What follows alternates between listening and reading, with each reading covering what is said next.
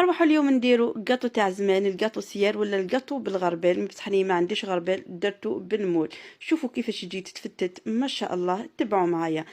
بسم الله. في ريسيبيون نحطو نصف كاس سكر، اني استعملت كاس 220 مليلتر، ونزيدو قشور حبة قرص ولا تشين ندخلوهم مليح في السكر، ونزيدو ملعقة صغيرة مملوءة فانيلا وشوية ملح وزوج حبات بيض، نخلطهم مليح بالفوي حتى وين يتخلطوا مليح، ونزيدو كاس زيت.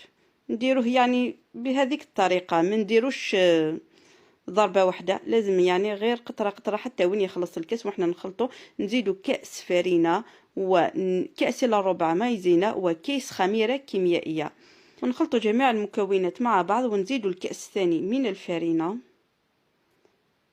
شوفوا العجينة راها ناقصة شوية من الفرينة، نزيدو الكأس الثالث تدريجيا. شوفوا كيفاش لازم تكون قوام العجينة طرية وما تتلاصقش.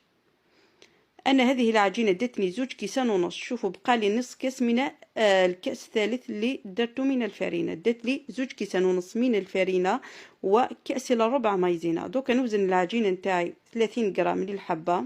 انا يا خيرت هذا المول يشبه شويه للغربال، ندخله في الفرينه وشوفوا كيفاش يعني نفورمي الحبه نتاعي.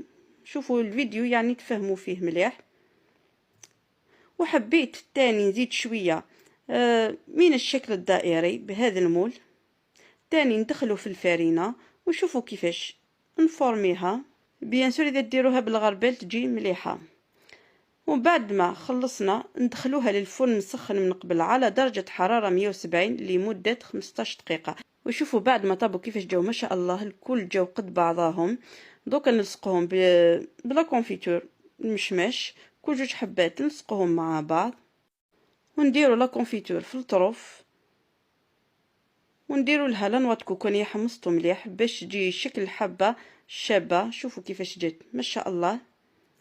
ديروا حفظ للوصفه، بالك تحتاجوها كاش نهار. شجعوني بجمو كومونتير وديروا لي ابوني اذا حبيتوا. سلام.